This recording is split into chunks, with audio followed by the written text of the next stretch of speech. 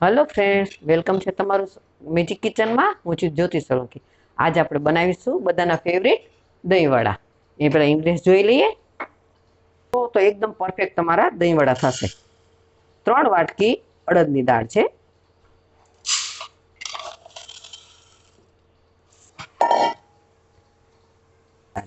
વાટકી અડદની દાળ લેશું અને 1 વાટકી લેશું મગની દાળ, જે ફોતરા વિનાની, આપણે છડી દાળ કહીએ એ પ્રમાણે.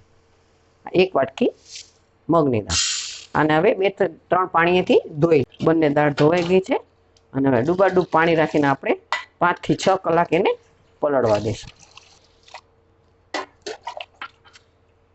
બંને દાળને 5 થી 6 કલાક. દાળ પલાળે 6 કલાક થઈ ગઈ છે. હવે આપણે જોઈ લઈએ દાળને પલળી ગઈ છે કે નહીં. વાહ, જો મસ્ત મજાની પલળી ગઈ છે. આવી રીતે આમ કરીએ એટલે તરત એના ટુકડા થઈ જવા જોઈએ. એટલે આપણે સમજી લેવાનું કે આપણી દાળ સરસ મજાની પલળી ગઈ છે. એવી જ મગની દાળ પણ સરસ મજાની પલળી ગઈ. જોઈ દાળ ફરી ધોઈ લીધી છે. હવે આપણે પીસી લેશું એને. આવી જ રીતે બધું ખીરું આપણે પીસી લેશું. જો અડદની દાળ પીસાઈ ગઈ છે. હવે આપણે મગની દાળ પીસી લેશું અને પછી બેને ભેગા કરીને ફેટી લેશું. અડદની દાળ પીસાઈ ગઈ છે. હવે આપણે મગની દાળ પીસી લેશું. ચાલો, મગની દાળ પણ આપણી પીસાઈ ગઈ. હવે બેઉ મિક્સ કરી દેશું.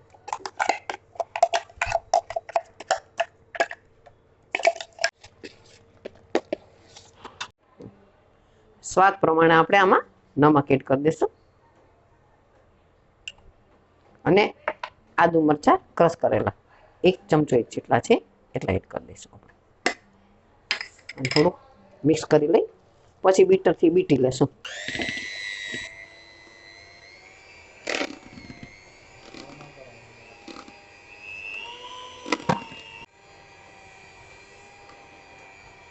ખીરું ફેટાઈ ગયું છે. પેલા ચેક કરી લેવાનું. પાણીમાં નાખી અને એમને સરસ રહે એટલે સમજી લેવાનું કે આપણું બેટર એકદમ તૈયાર છે.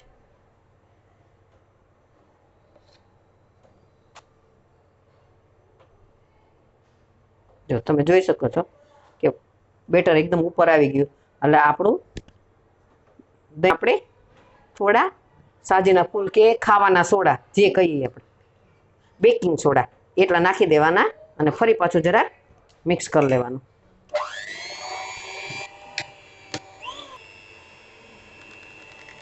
આવી રીતે આઈસ્ક્રીમનો સ્કૂપ લેવાનો અને આમાં મૂકવાના. એકદમ મોટા મોટા સરસ દહીંવડા થશે તમારા. વાહ, જોયું તમે કેટલા સરસ મુકાય છે. હાથે બગડવાની ઝંઝટ નહીં. મસ્ત થાય છે બધા. જુઓ તમે.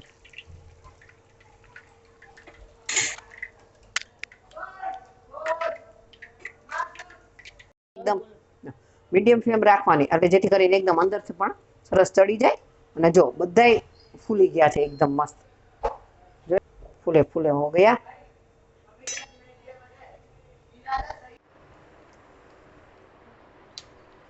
15 થી 20 મિનિટ આપણે પાણીમાં એને રહેવા દેશું અને પછી નીચે કાઢીને આપણે દહીંવડાની પ્રોસેસ કરશું. અમે રાત્રે દહીં મેળવી દીધું હતું અને સવારે છે ને તો ફ્રીજમાં મૂકી દીધું હતું એટલે એકદમ ચીલ્ડ થઈ ગયું છે. જો તમે એકદમ દહીં. હવે આને આપણે ફેટી લેશું થોડું અને પછી આની પ્રોસેસ કરશું. ખાંડ નાખશું, મીઠું નમક એડ કરશું. થતું હોય એવું દહીં કરવાનું. અત્યારે હું 2 ચમચા એડ કરીશ, જે મેં ખાંડ દળીની રાખી હતી એટલા માટે થાય. હવે આપણું દહીંવડાનું મીઠું દહીં તૈયાર છે. હવે પલળી ગયા છે. આમાં થોડા નીચવી લેશું આવી રીતે. જુઓ તમે એકદમ સરસ મજાના લાડવા થયા છે દહીંવડા અને એકદમ સોફ્ટ. જો હવે આપણે સર્વિંગ પ્લેટમાં લઈ લેશું. સર્વ કરશું પેલા મીઠું દહીંથી.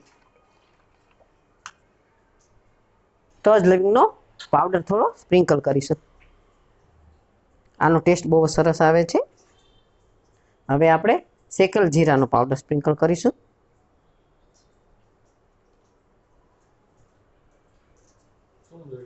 લાલ મરચું, ધાણા એડ કરીશું. જો તમને મીઠી ચટણી આમાં ભાવતી હોય તો તમે મીઠી ચટણી પણ લઈ શકો છો. આજે આપણે ખજૂર આંબલીની ચટણી થોડી એડ કરશું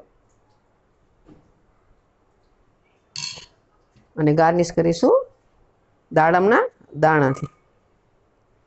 તો તૈયાર છે આપણા એકદમ ટેસ્ટફુલ એવા દહીં વડા.